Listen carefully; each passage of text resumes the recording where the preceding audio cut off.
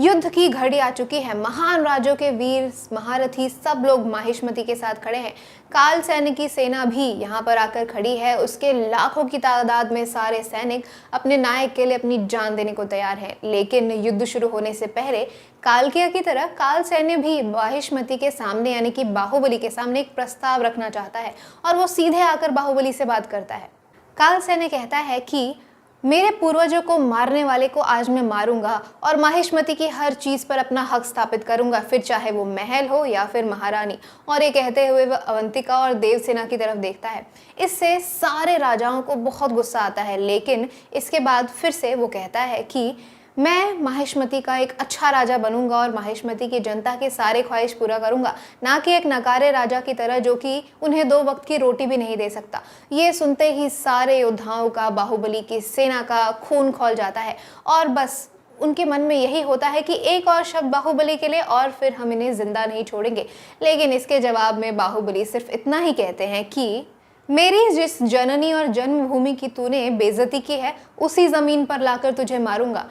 और फिर युद्ध का बिगुल बजता है और युद्ध शुरू हो जाता है।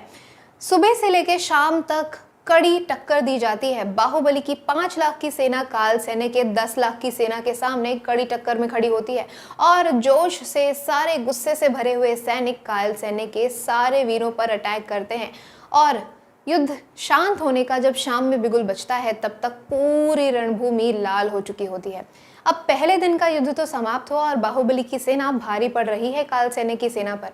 अब दूसरे दिन का युद्ध शुरू हो उससे पहले रात को जो बिजल देव है वो अपने बेटे और पोते की मौत का बदला लेने के लिए सोचता है काल सैन्य से हाथ मिलाने का और उनके शिविर की तरफ बढ़ता है, जहां उसे पकड़कर बंदी बनाकर ले जाया जाता है। लेकिन जैसे ही बिजल देव काल सैन्य को कल की रणनीति बताता है बाहुबली की और उसे महल के खुफिया रास्ता बताता है, काल सैन्य उससे हाथ मिला लेता है और उसे अपनी टीम में शामिल कर लेता है। अब जब नेक्स्ट डे अपनी रणनीति के हिसाब से एक चक्रव्यूह बनाया होता है बाहुबली ने अशोका की मदद से, जिसे तोड़ना मुश्किल ही नहीं नामुमकिन था, लेकिन काल सैन्य की सेना वो चक्रव्यूह तोड़ लेती है क्योंकि बिजल देव ने इसकी इन्फॉर्मेशन पहले ही दे दी होती है।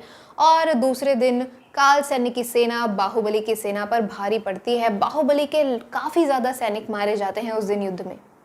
अब जो गुप्त मार्ग बिजल देव ने इनकी सेना को बताया है काल सैन्य की सेना को, उससे ये लोग कुछ लोग महल में भी प्रवेश कर जाते हैं, जहां पर सारी औरतें अवंतिका और देवसेना होती हैं। तो क्या देवसेना और अवंतिका इन सारे लोगों को बचा पाएंगी? देखने के लिए बने रहिए हमारे साथ। मैं जल्द ही इसके आगे की कहानी आपको नेक्स्ट वीडियो में बताऊंगी। आज के वीडियो में बस इतना ही। हो सकता है कि बाहुबली 3 में भी आपको ऐसा ही कुछ देखने को मिले। हमारी वीडियो कैसी लगे हमें कमेंट सेक्शन में बताइए। वीडियो को लाइक कीजिए, शेयर कीजिए, बॉलीग्राड स्टूडियोज को सब्सक्राइब कीजिए और अपनी होस्ट पंखुरी को इजाजत दीजिए। नमस्कार।